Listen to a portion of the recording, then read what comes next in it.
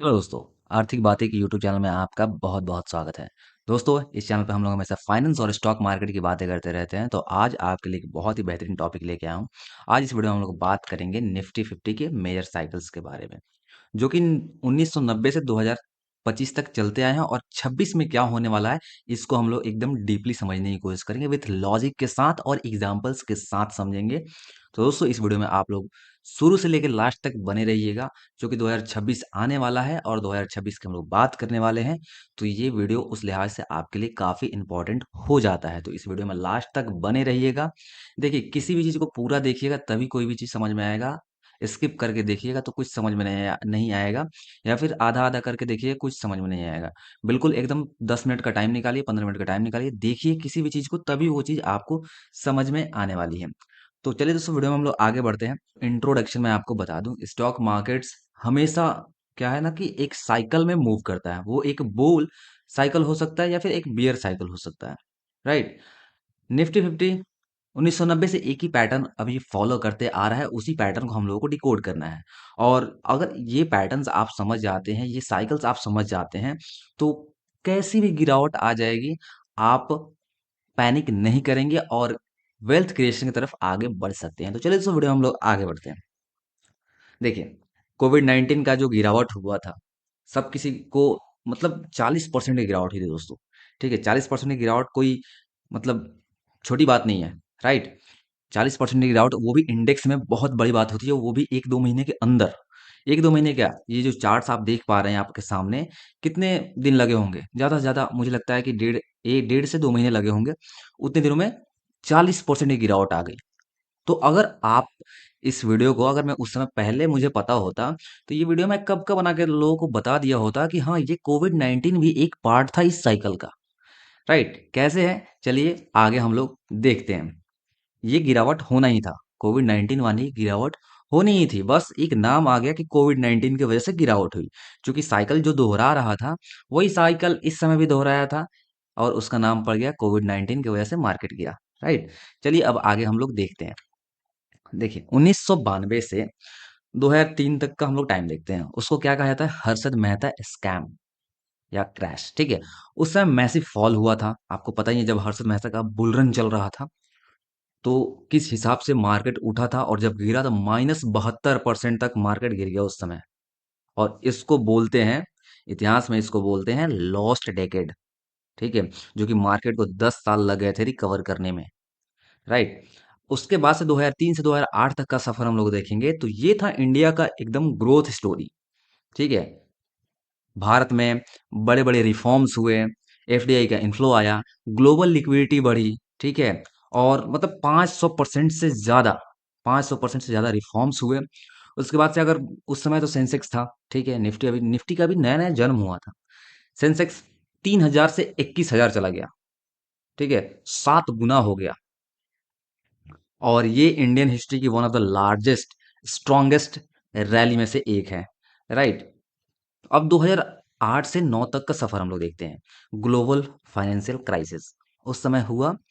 Lemon brother collapse triggered world wide meltdown, एकदम तबाह हो गया पूरा वर्ल्ड का जो मार्केट है। निफ्टी 60% लगभग क्रैश कर गया इन अ सिंगल ईयर, ठीक है। और ये टाइम था, गोल्डन चांस था लॉन्ग टर्म इन्वेस्टर्स के लिए, जो मार्केट में एंट्री कर सके उस गिरावट में, राइट। उसके बाद से वहां से जो रैली आई, लॉन्ग रैली आई 2009 से 2018 के बीच, ठीक है।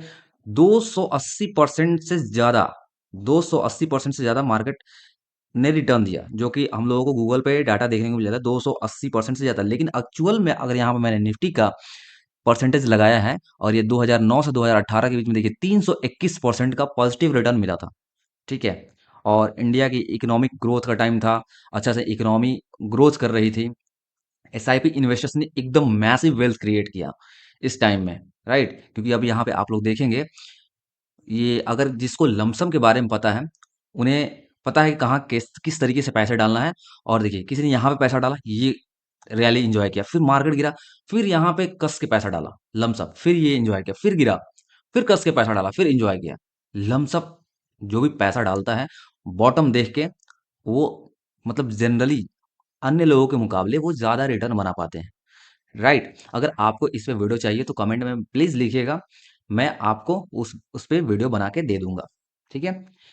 तो ये जो जो रैली था, रिवॉर्डिंग रैली था, एकदम परफेक्ट रैली था। 2018 से 2020 NBFC crisis plus Covid shock. देखिए कुछ एनबीएफसी में लिक्विडिटी की दिक्कत हो गई थी, उसके ऊपर से कोविड 19 तड़का लगा दिया। उसके बाद से मार्केट 2-3 महीनों में, माफ कीजिएगा 1.5 महीनों में 40% से ज्यादा गिर गया। राइट, 40% से ज्यादा गिर गया। तो ये तो गिरावट आना ही था, क्योंकि एक साइकिल चल रहा है ना। साइकिल चल रहा है तो गिरावट आना ही था।